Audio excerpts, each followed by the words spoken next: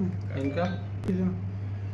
अभी हमारे समक्ष दानापुर विधानसभा से संभावित प्रत्याशी वेला यादव जी है। कैसे कार्य क्षेत्र करेंगे और क्यों चुनाव लड़ना चाहते हैं? अहम बात यह होता है कि चुनाव लड़ना लोग क्यों चाहता है, एक राजनीतिक विशेष पे दबदबा बनाने के लिए और दूसरा समाज सेवा के लिए। तो सर, चुनाव आप क्यों लड़ना चाहते हैं? नहीं, चुनाव लड़ने का मुख्य उद्देश्य है जनता का सेवा जी। और बाहर से रह करके सेवा दे ही रहे हैं, लेकिन जो चाहिए उन लोगों का सेवा का जो भावना रहता है वो सेवा नहीं मिल पाता जी।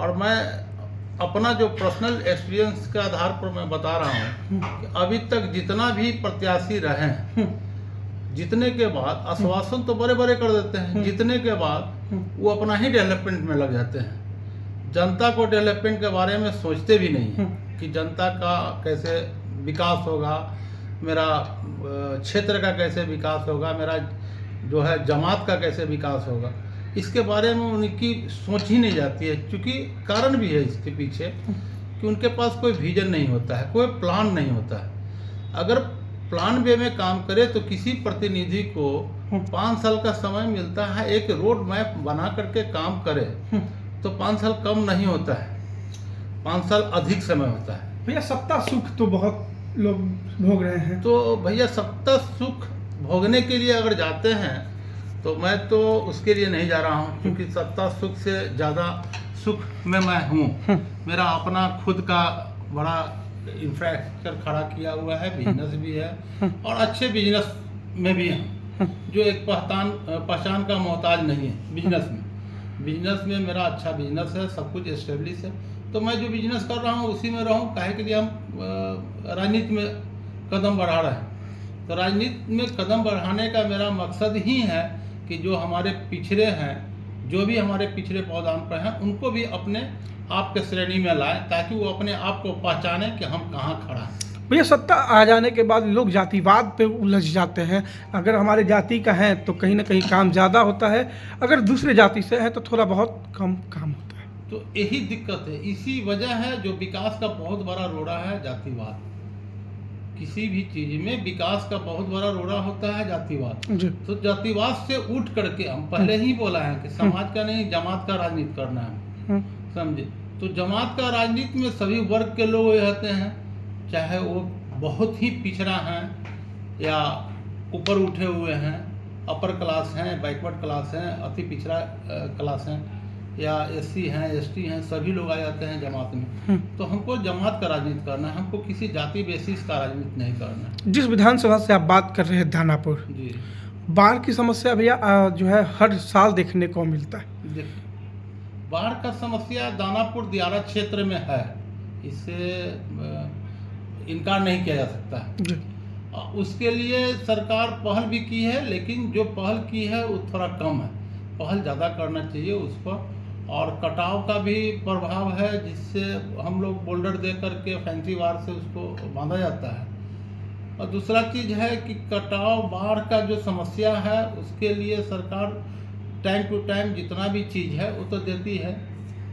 दियारा क्षेत्र में जब भी बाढ़ आता है तो सरकार मदद करती है, पर्सनल लेवल पर हम लोग भी मदद करते हैं, और लोग भी हैं वो भी लोग मदद करते हैं। लेकिन स्थानीय जनप्रतिनिधि इस बार, मैं 100% तो नहीं कह सकता हूं, लेकिन 80% इस पर मेरा फोकस रहेगा कि वहां के लोगों को इसका पहला प्राथमिकता मिले, हॉस्पिटल और स्कूल। भैया अगर भाजपा टिकट इस बार अगर आपको नहीं देती है तो क्या निर्दलीय भी चुनाव लड़ेंगे? देखिए, पार्टी का निर्णय तो सबसे बड़ा निर्णय है। हाँ। और पार्टी का एक कार्यकर्ता हूं मैं, तो पार्टी का जो निर्णय होगा उसको स्वीकार करेंगे। लेकिन कहीं ना कहीं भाजपा में ये भी देखा जाता है भैया कि जो छोटे लेवल का कार्यकर्ता है उनको ज़्यादा सम्मान दिया जाता है। देखिए, सभी को सम्मान एक साथ दिया जाता है, तभी तो मेरा एक नारा भी है हम लोगों का, सबका साथ सबका विकास, सबको बराबर का सम्मान दिया जाता है, देखने का नज़रिया अलग अलग होता है। दानापुर के लोगों के लिए क्या मैसेज रहेगा भैया?